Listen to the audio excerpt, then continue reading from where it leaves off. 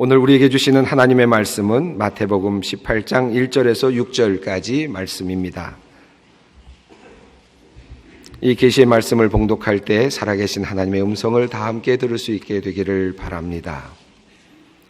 그때의 제자들이 예수께 나와 이르되 천국에서는 누가 크니이까? 예수께서 한 어린아이를 불러 그들 가운데 세우시고 이르시되 진실로 진실로 너희에게 이르노니 너희가 돌이켜 어린아이들과 같이 되지 아니하면 결단코 천국에 들어가지 못하리라.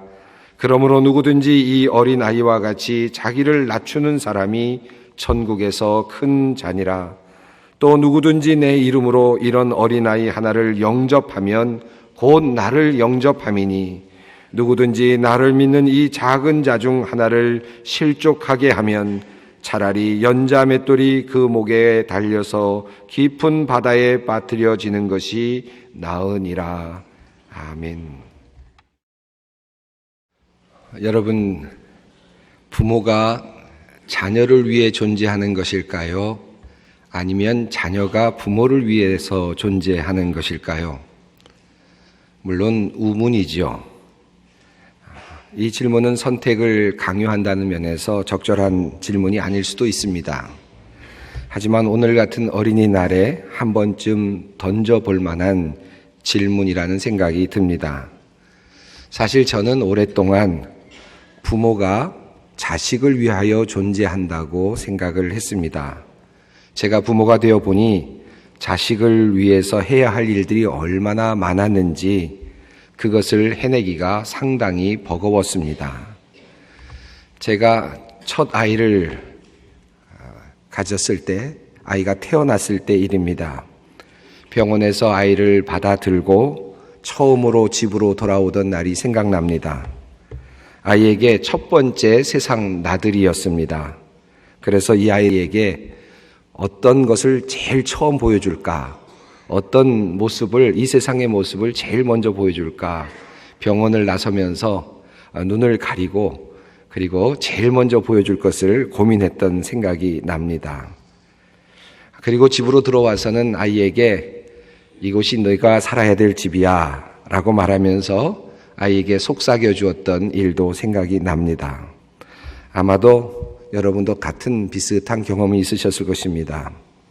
그리고 아이를 보면서 집에 누이고 바라보는데 얼마나 신기하던지 정말 보고 또 보았습니다. 한동안 이리저리 살펴보고 아이가 울면 젖도 먹이고 그리고 한나절쯤 지났는데 그러다가 갑자기 이런 생각이 들었습니다. 이 아이가 언제 가지? 하는 생각이 들었습니다. 그러고 나서 생각해 보니까 이 아이가 이제는 갈 데가 없는 겁니다. 저와 함께 살아야 되는 겁니다. 야, 큰일 났구나. 그때부터 이제 고민이 시작되었습니다. 노동의 시간이 시작되었습니다. 아이에게 젖을 먹이고 기저귀를 갈고 옷을 입히고 옷을 빨고 신발을 신기고 먹을 것을 만들어서 먹이고 유치원을 보내고 초등학교를 보내고 돌아온 시간에 아이를 마중 나가고 공부를 시키고 학교의 숙제를 같이 하기도 하고 성적표가 나올 때마다 함께 긴장하고 예방주사를 마치고 그날 이후 우리 부부는 아이들과 함께 마치 폭격맞은 것 같은 집에서 지금까지 살아왔습니다. 그러니 저는 여러분과 마찬가지로 당연히 우리들이, 부모들이 자녀를 위해서 존재한다고 그렇게 생각했습니다.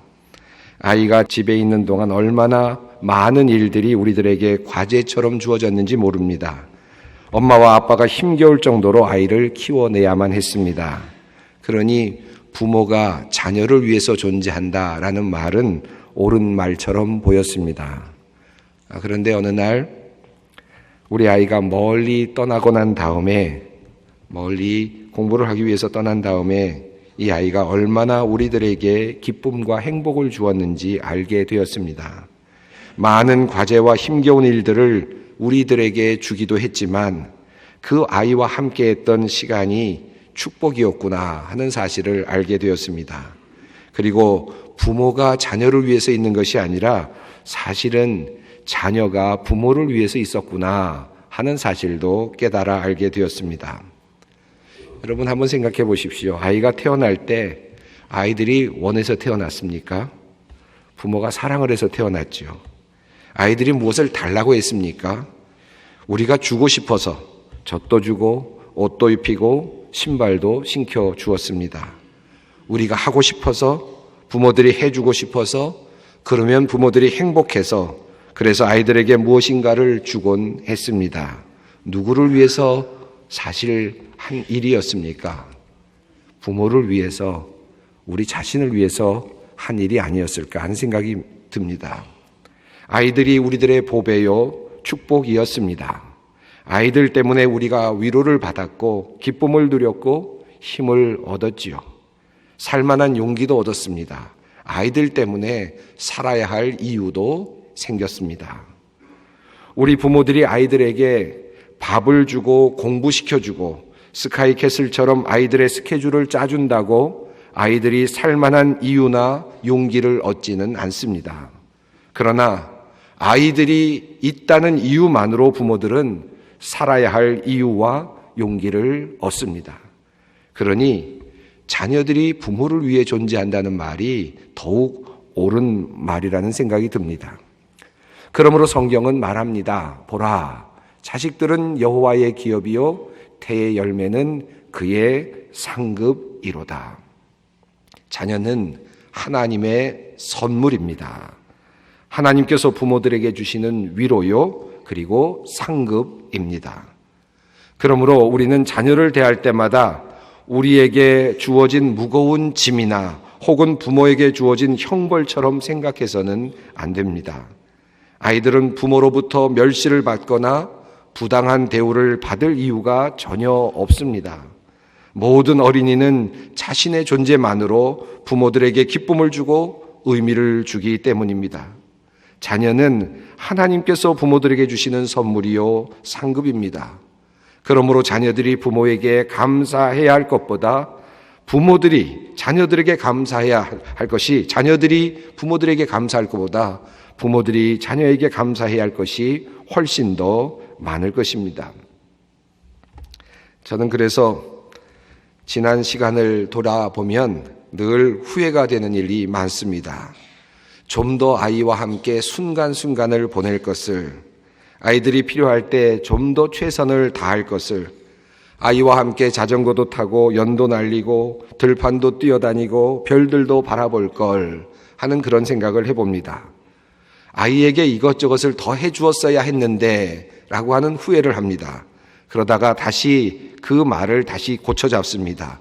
아이들을 위해서 해줄 것이 아니라 내가 그 기회를 놓치지 말았어야 했었는데, 나에게 주었던 그 축복의 기회, 아이들과 함께 자전거를 타고 아이와 함께 별들도 바라보는 그 놀라웠던 아름다웠던 그 기회를 내가 놓치지 않았어야 했었는데 하는 그런 아쉬움을 갖고 살게 됩니다.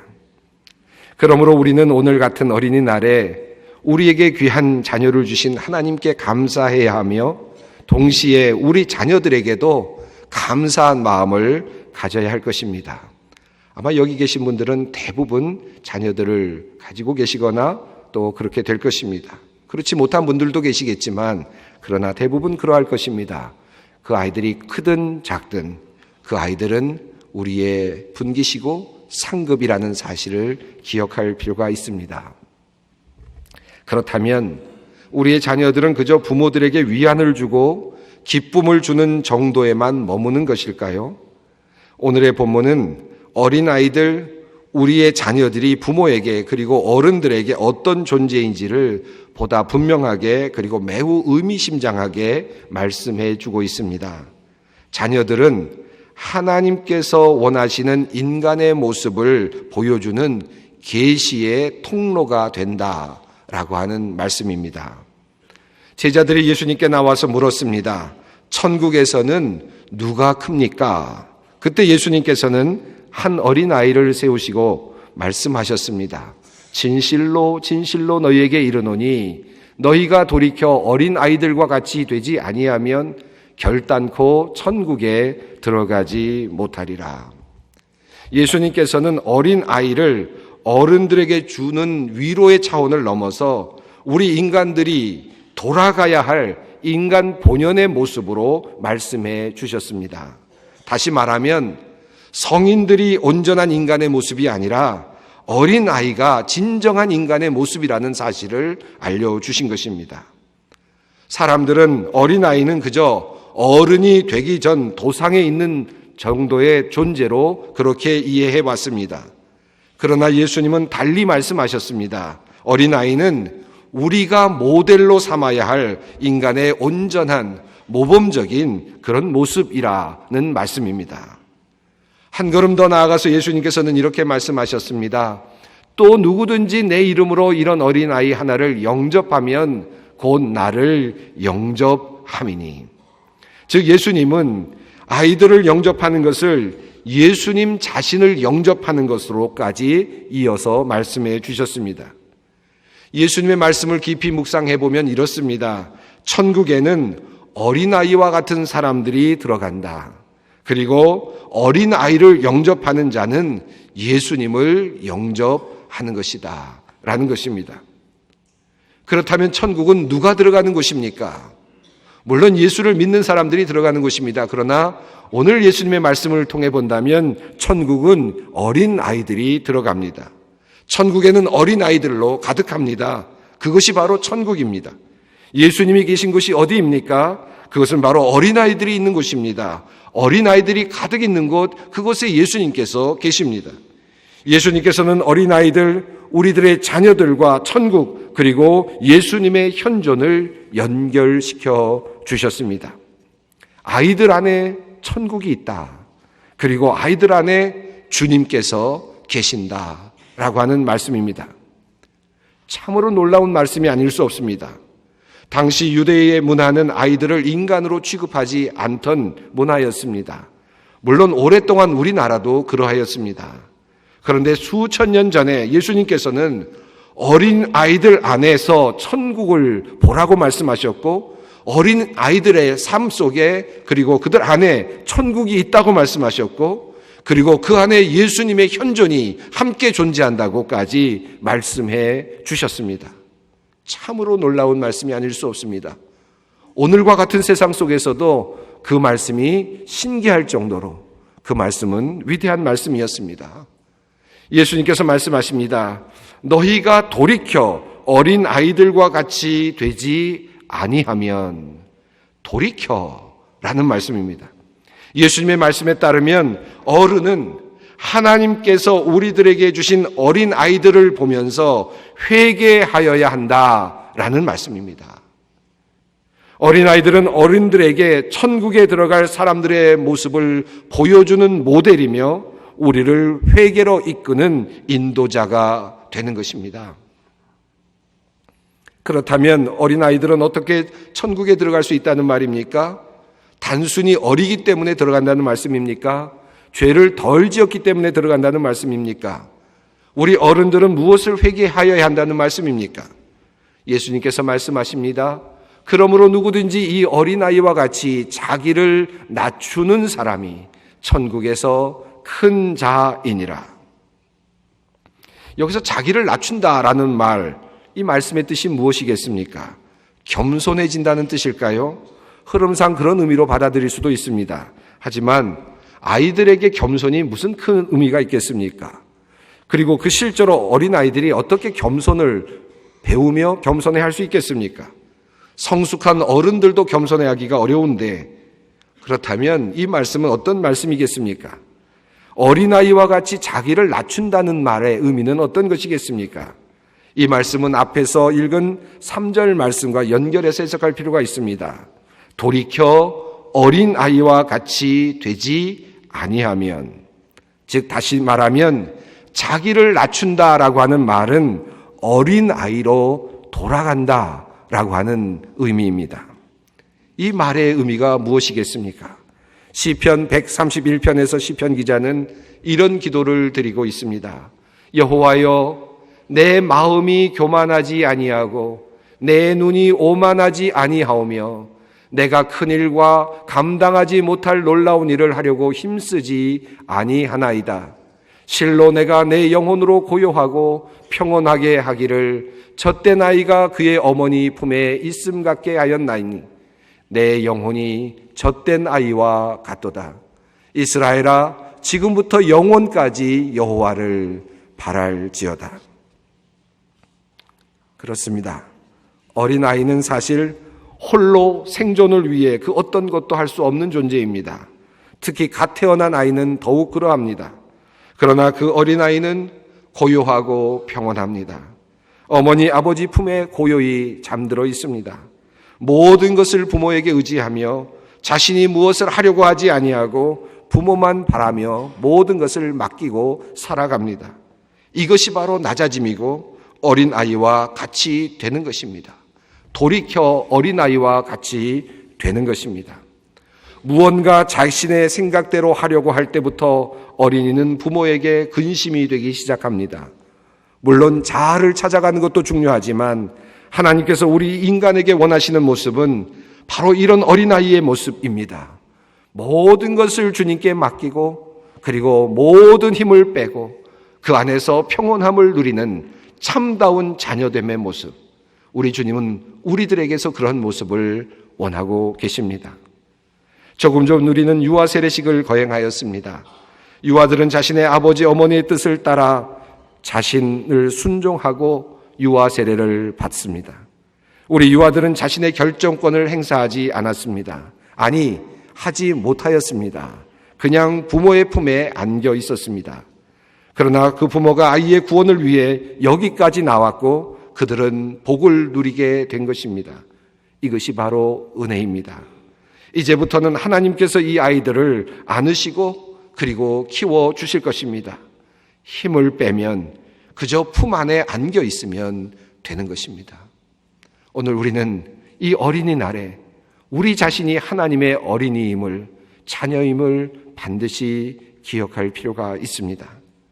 한 걸음 더 나아가서 우리는 어린아이를 키우면서 우리의 아버지 어머니가 되시는 하나님을 더욱 깊이 생각하게 됩니다. 하나님을 계시하시는 통로가 바로 자녀들이고 어린 아이들입니다. 이사야서를 통하여 하나님께서 말씀하십니다. 여인이 어찌 그 젖먹는 자식을 잊겠으며 자기의 태에서 난 아들을 긍휼히 여기지 않겠느냐. 그들은 혹시 잊을지라도 나는 너를 잊지 아니할 것이라. 아이를 사랑하는 부모의 마음은 고스란히 하나님의 마음과 통하게 되는 것입니다. 하나님께서 우리를 위하여 긍휼히 여기신다는 것을 우리는 자녀를 키우면서 알아가게 되는 것입니다. 아니, 알아왔을 것입니다. 그러므로 우리에게 주신 어린이 그리고 우리들의 자녀들은 하나님의 축복이며 동시에 하나님께서 우리들에게 다가오시는 통로이기도 한 것입니다. 오늘은 어린이날입니다. 어린이들과 자녀들과 그리고 손주들과 함께 기쁨을 충분히 누리시며 그들이 있음을 감사하는 오늘이 됐으면 좋겠습니다. 그들을 보시면서 그들의 눈동자를 보시면서 그들이 철없이 다가와서 안기는 모습을 보시면서 나 또한 어떻게 주님 앞에 주님의 자녀로 살아야 할 것인지를 생각할 수 있는 지혜를 얻는 오늘이 되시기를 간절히 바랍니다. 기도하겠습니다. 하나님, 우리에게 귀한 자녀를 주시어 우리의 삶이 위로를 받고 복을 누리게 하셨으니 감사합니다. 자녀는 우리에게 짐이 아니오니 감사함으로 기쁨으로 자녀를 키우게 하시고 어린아이들을 통해 하나님께서 원하시는 우리의 모습도 보게 하시고 하나님의 마음도 느끼며 감사하게 하여 주시옵소서. 오늘 우리들의 자녀들과 함께 복된 하루 우리의 일상이 되게 하여 주시옵소서.